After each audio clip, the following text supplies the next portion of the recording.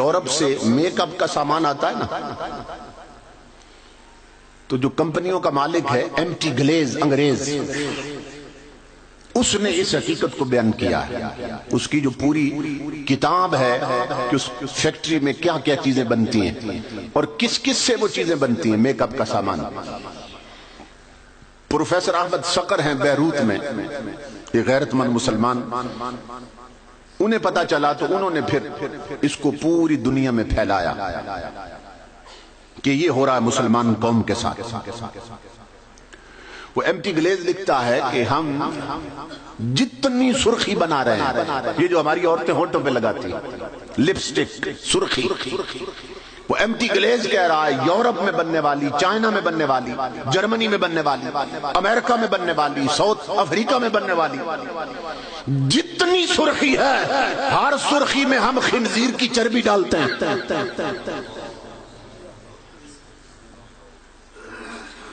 اور اس نے وجہ بتائی کیوں ڈالتے ہیں. وہ کہتا ہے کہ باقی جتنے جانور ہیں نا ان کی بھی چربی ہوتی ہے، لیکن وہ ہم نے تجربہ کر کے دیکھا ہے کہ اگر لپسٹک میں سرخی میں ڈالے نا تو انسانی جسم کی جو حرارت ہوتی ہے، ٹیمپریچر ہوتا ہے، انسانی جسم ہر وقت تھوڑا تھوڑا گرم ہوتا ہے. یہ ناریل کا تیل ہوتا ہے نا، سردیوں میں جم جاتا ہے، جن گھروں میں پڑا جا کے تجربہ کر لیں، جمع ہوتا ہے بوتل میں، اس کو تھوڑا سا نکال کر ہاتھ پہ رکھیں ہتھیلی پہ اور مٹھی بند کر لیں تھوڑی دیر تک، اسے کھولیں گے تو وہ پگھل چکا ہو.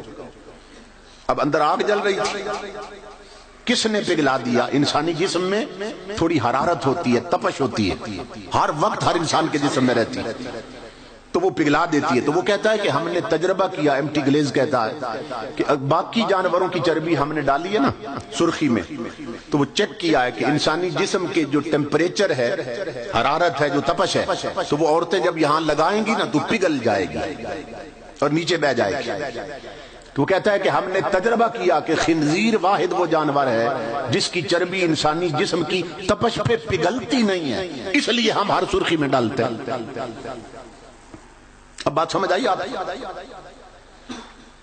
اور جن بہنوں کے بھائی اٹلی میں ہے نا، فرانس میں، یورپ میں، مختلف ملکوں میں، تو یہاں سے بہنیں فون کرتی ہیں بھائیوں، بیویاں فون کرتی ہیں خامدوں، کہتی ہیں ہمارے لیے میک اپ کٹ وہاں سے لانی ہے، میک اپ کا سامان وہاں سے بھیجنا تم نے، اور وہ جہاں سے آ رہا ہے وہ بنانے والے بتا رہے ہیں کہ ہم ہر سرخی میں خنزیر کی چربی ڈالتے ہیں. اب عورتوں میں اسلامی جذبہ اتنا کہاں سے لاؤں؟ وہ تو آتی نہیں ہے تقریریں سننے کے لیے، ان تک تو رسول کا پیغام پہنچ نہیں رہا ہے. جس قوم کی بہو بیٹیوں نے یہاں خنزیر کی چربی مل رکھی ہو، ان کی جولیوں میں صلاح الدین ایوبی کہاں سے پیدا ہوں گے؟ ان کی جولیوں میں مجاہد کہاں سے آئیں گے؟ ان کی جولیوں میں مصطفیٰ کے دیوانے کہاں سے آئیں گے؟ جن ماؤں نے یہاں خنزیر کی چربی مل رکھی ہو، ان کی اٹھی ہوئی، ان کے اٹھے ہوئے ہاتھ اور ان کی مانگی ہوئی دعائیں قبول کیسے ہوں گی؟ ایک یہ کھیل کھیلا جا رہا ہے ہماری نسلوں کے ساتھ. دوسرا یہ کے ایف سی ہے، یہ میک ڈونلڈز ہے. پنڈی میں، بڑے بڑے شہروں میں یہودیوں کی کمپنی ہے جنہوں نے یہ بنا رکھے ہیں، وہاں سے برگر ملتے ہیں، برگر. اور ہمارے بچے کیوں لگا ہوتا ہے، قطار لگی، ٹوکن پہ برگر ملتے ہیں اور بہت مہنگا دیتے ہیں. اس میں چکن ڈالتے ہیں، مرغے کا گوشت، برگر، اس کے ساتھ پھر پیپسی بھی دیتے ہیں. پنڈی میں جو میک ڈونلڈز بنا ہے نا، وہاں میں خود گیا، برمنگھم کے ساتھ ہے، والسل انگلینڈ میں ایک شہر ہے، وہاں سے کچھ لوگ آئے تھے، ان کے بچے چونکہ عادی تھے وہاں کھانے، انہوں نے کہا جی ہم نے میک ڈونلڈز پہ جانا ہے. میں نے کہا چلو میں بھی چلتا ہوں، میں ذرا پتہ تو کروں کہ وہاں جو برگر میں مرغے کا گوشت ڈال رہے ہیں، یہ مرغا آ کہاں سے رہا ہے. جب میں نے وہاں جا کے پوچھا تو جو مسلمان وہاں ملازم تھے نا، 2 بندے ایسے آئے، انہوں نے بتایا، دیندار قسم کے آدمی، انہوں نے بتایا کہ ہم 6-10 سال سے یہاں ملازم ہیں مگر ہم نے کبھی کھایا نہیں برگر. کیوں؟ اس لیے کہ ہم جانتے ہیں یہ برگر میں جتنا چکن ہے یہ سب یورپ سے آ رہا ہے.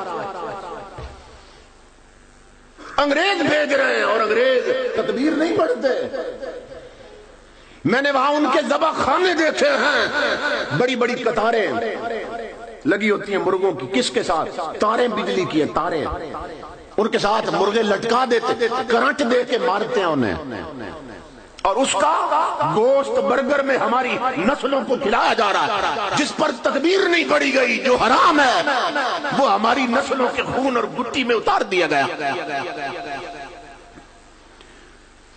یہ بازاروں کی بے حیائی ویسے نہیں ہے. جب اندر حرام اترے تو انسان گدھے سے بھی بدتر ہو جاتا ہے، انسان خنزیر اور کتے سے بھی بدتر ہو جاتا ہے.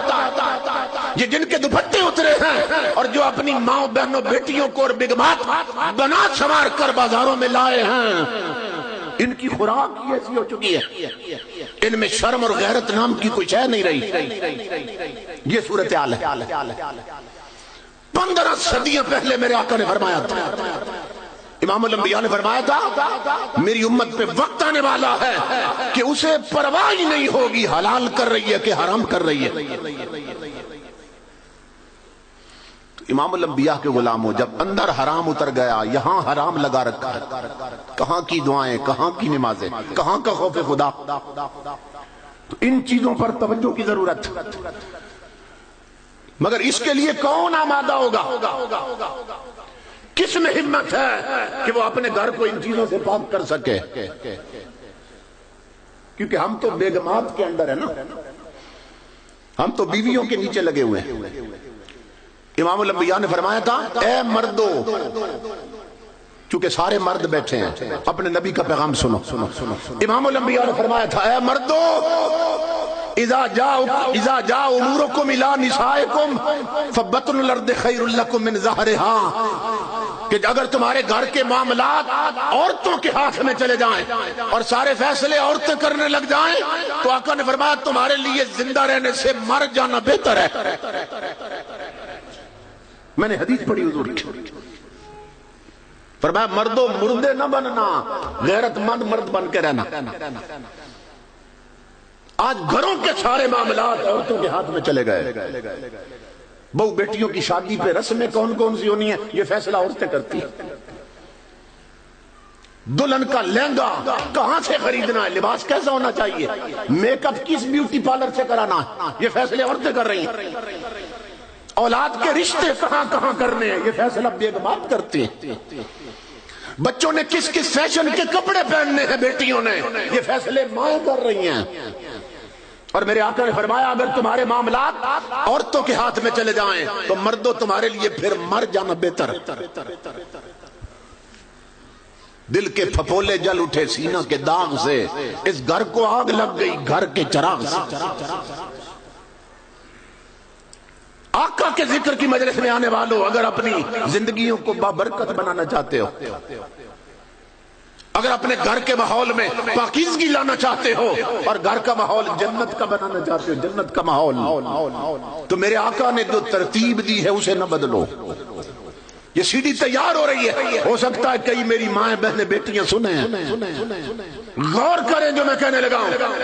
اگر زندگی جنت بنانا چاہتے ہو اور جہنم کے ماحول سے نکلنا چاہتے ہو اور اپنی زندگیوں کو بابرکت کرنا چاہتے ہو تو جو امام الانبیاء نے ترتیب بنائی نا مرد عورت کے لیے، اس کو نہ بدلو. ہم نے ترتیب بدل دی.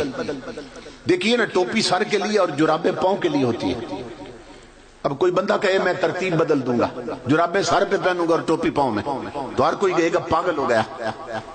ہم نے ترتیب ہی بدل دی.